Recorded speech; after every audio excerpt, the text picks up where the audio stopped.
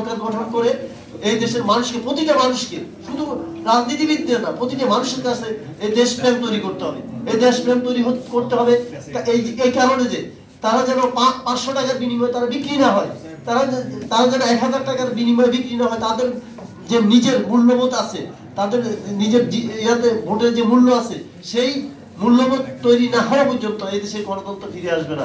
সঠিক মানুষের মূল্যবোধ তৈরি হওয়া না পর্যন্ত আমরা সঠিক গণতন্ত্র পাবো না।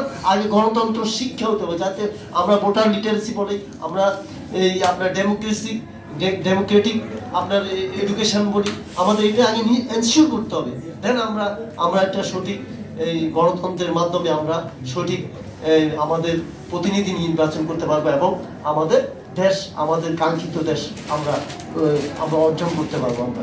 তো আমি এই মুহূর্তে দরকার জাতীয় ঐক্যের সরকার এবং এই বিষয়টা নিয়ে আপনাদের সবাইকে ধন্যবাদ জানিয়ে আমাদের এই অংশগ্রহণ, আপনাদের সাংবাদিক বৃন্দদেরকে বলছি, আমাদের এই মেসেজটা আপনারা সরকারকে পৌঁছাবেন, সকল মানুষদের কাছে আপনারা পৌঁছাবেন।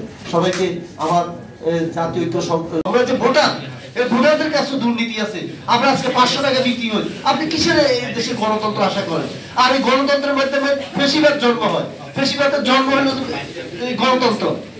আপনি যে গণতন্ত্রের জন্য আজকে তারা বলতেছে, তারা আজকে নির্বাচন ঘোষণা দিক, পরের দিন 2 জন 5 জন 10 জন করে মানুষ মৃত্যু মেরে ফেলবে, তার মানুষকে পশুর মতো তারা আচরণ করবে। তাই এটা কি গণতন্ত্র কি মানুষকে ভালো মঙ্গল কিছু দিতে পারে?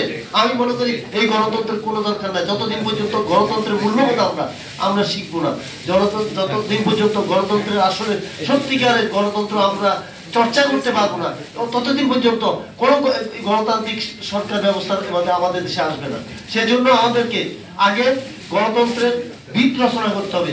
গণতন্ত্র কি মানুষ বুঝতে হবে, গণতন্ত্রের আসলে রূপরেখা কি, সেই গণতন্ত্রে আমরা রাজনৈতিক দলগুলোর আমাদের কি ধরনের গণতান্ত্রিক চর্চা আগে নিজেদের মধ্যে করতে হবে। দেখেন আজকে বর্তমানে রাজনৈতিক দল এখনো কোনো ক্ষমতা আসে নাই, তাদের মধ্যে 10টা 15টা গ্রুপ হয়েছে। তারা এখনো তাদের মধ্যে নিজেদের মধ্যে গণতন্ত্র নাই। তারা কিন্তু জনগণের জন্য কিসের গণতন্ত্র তারা করে?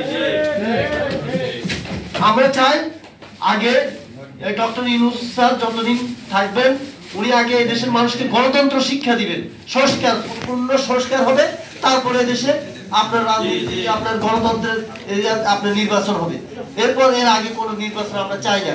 আমি আপনাদের যারা সাংবাদিক আছেন, আমাদের এই যে জাতীয় ঐক্য সংহতি পরিষদ, আমরা জাতীয় সরকারের কথা বলছি। আমরা চাই এই মুহূর্তে আসলে জাতীয় সরকার গঠিত হোক, সকল মানুষ, সকল মতের মানুষ, সকল রাজনৈতিক দলের অংশগ্রহণে জাতীয় সরকার হোক। এই জাতীয় সরকার এই দেশের মানুষকে রাজনীতি শিখাবে, গণতন্ত্র শিখাবে, সঠিক গণতন্ত্র, নট টাকার গণতন্ত্র, নট পেশিবাদ জন্ম